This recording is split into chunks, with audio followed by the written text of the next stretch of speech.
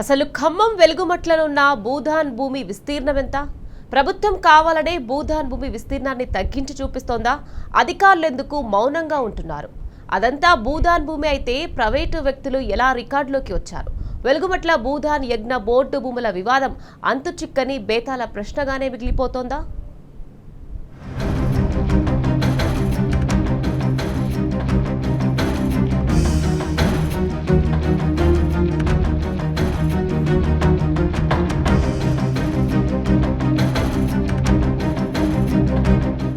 ఇందిరమ్మ రాజ్యం ప్రజాపాలన పేరుతో అధికారంలోకి వచ్చిన కాంగ్రెస్ ప్రభుత్వం పేదల మీద పగబట్టినట్టే కనిపిస్తోంది. రాష్ట్రంలో ఎక్కడా పేదల గుడిసెలు, రేకుల ఇండ్లు కనిపిస్తే అక్కడ కూల్చేస్తోంది. పోలీసు లాఠీలు రక్తం కళ్ళ చూస్తున్నాయి. గూడు కూలి గుండె పగిలిన అభాగ్యులను రేవంత్ సర్కార్ రోడ్డున పడిస్తోంది. ఖమ్మం వెలుగుమట్ల భూదాన్ యజ్ఞ బోర్డు విధ్వంసం కూడా అలాంటిదే. పేద ప్రజలను మాఫియా డాన్లుగా, కబ్జా కోర్లుగా ముద్రేసి జిల్లా మంత్రులు, ఉన్నతాధికారులు 250 కోట్ల రూపాయల ప్రభుత్వ భూమిని కాపాడామంటూ పిచ్చి ప్రకటనలు చేస్తున్నారు. పైగా ఆల్ ఇండియా ఐఏఎస్ టాపర్ జిల్లా కలెక్టర్గా ఉన్న చోట ఏది ప్రభుత్వ భూమో, ఏది భూదాన్ భూమో తెలియని దుస్థితిలో ఉండడం ప్రజలను విస్మయానికి గురిచేస్తోంది. జిల్లాకు చెందిన 3 మంత్రులు ప్రజల జీవితాలతో చెలగాటమాడుకుంటున్నారు. రియల్ ఎస్టేట్ వ్యాపారులకు, ప్రభుత్వ భూములను దోచేసిన అనుచరులకు దన్నుగా నిలిచి ప్రజాస్వామ్యాన్ని అపహాస్యం చేశారు.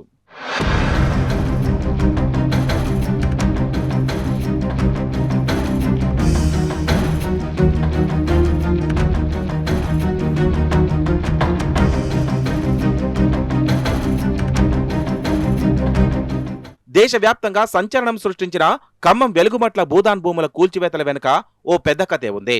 ఆ భూమి వివాదాస్పదం కావడం కూడా విచిత్రమే. ప్రభుత్వ పెద్దలు, అధికారులు పేదల పక్షాన కాకుండా ప్రైవేట్ వ్యక్తుల కోసం వంతపారడమే వివాదానికి ప్రధాన కారణం. వెలుగుమట్ల రెవెన్యూ పరిధిలో కొత్త కలెక్టరేట్కు కూతవేటు దూరంలో 61 ఎకరాల భూమి ఉంది. మొత్తం గుట్టలు, దట్టమైన అడవిలా ఉంటుంది. ఈ భూమి ప్రభుత్వ రెవెన్యూ భూమి కాదు, అసైన్డ్ భూమి అంతకన్నా కాదు. ఆచార్య వినోబా భావే పిలుపు మేరకు 1954లో కల్వల రాజారావు కుటుంబం భూదాన్ యజ్ఞ బోర్డుకు దానం చేసింది. ఇండ్లు లేని పేదలకు, భూమి లేని రైతులకు పంచాలనే స్ఫూర్తితో తమ కష్టార్జితమైన 62 ఎకరాల 14 గుంటల భూమిని యజ్ఞ బోర్డుకు అప్పగించారు. 72 ఏళ్ల తర్వాత ఆ భూమి కోర్టు పలుకుతుండటంతో భూబకాసురుల కండ్లు దానిపై పడ్డాయి. అందులో నుంచి 30 ఎకరాల 7 గుంటల భూమిని కాజేసి పేర్లు మార్చి రియల్ ఎస్టేట్ వ్యాపారులు దోచేశారు. ఈ రియల్ ఎస్టేట్ గద్దలు జిల్లా రాజకీయ, అధికార పెద్దలకు అనుచరులు కావడంతో పేదలను అక్కడి నుంచి ఈ ప్రభుత్వం వెళ్లగొట్టింది.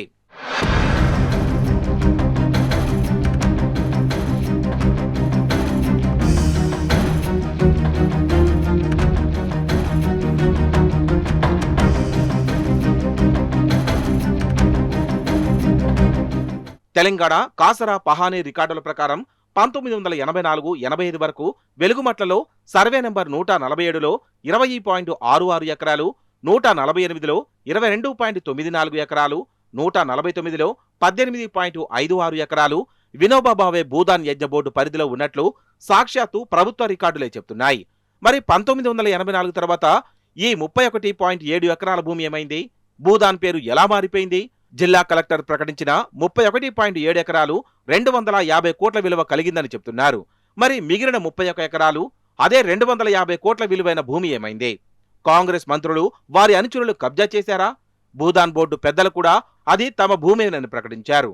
అక్కడ నివాసాలు ఏర్పాటు చేసుకుని కోర్టులో కొట్లాడుతున్న వినోబానగర్ భూదాన్ కమిటీ కూడా 62 ఎకరాలు భూదాన్ భూమేనని వాదిస్తున్నారు.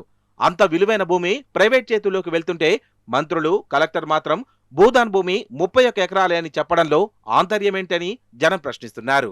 ఖమ్మం జిల్లాలో భూదాన్ భూముల విషయంలో ఈరోజు ఖమ్మం జిల్లాలో ఉన్న 3 మంత్రులు, కాంగ్రెస్ ప్రభుత్వం వ్యవహరించిన తీరు ఎట్లా ఉందంటే ఆపరేషన్ సక్సెస్, పేషెంట్ డెడ్ అన్నట్టుంది.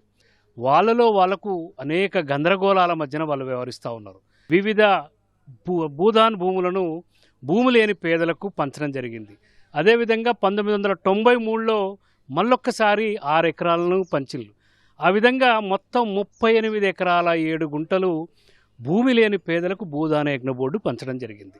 నేను అడుగుతా ఉన్న జిల్లా కలెక్టర్ గారిని, ఈరోజు ఏ 38 ఎకరాల 7 గుంటలు భూమి లేని పేదలకు భూదాన యజ్ఞ బోర్డు ఇచ్చిందో అది వాళ్ళ చేతుల్లో లేకుండా గద్దల లాంటి పెద్ద పెద్ద నాయకుల చేతిలోకి ఏ విధంగా పోయింది? ముందు ఆ విషయం తేల్చండి.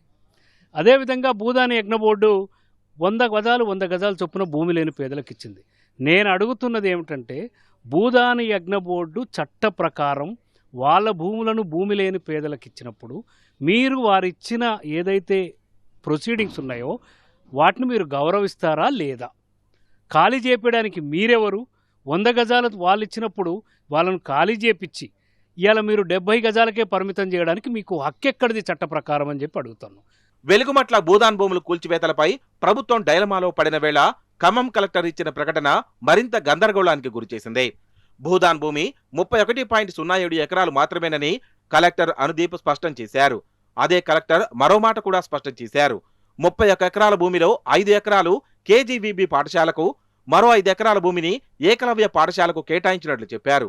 ఈ లెక్కన 10 ఎకరాలు ప్రభుత్వ భూమి వినియోగించుకుంటే అక్కడ 21 ఎకరాల 7 గుంటల భూమి మాత్రమే మిగలాలి కదా.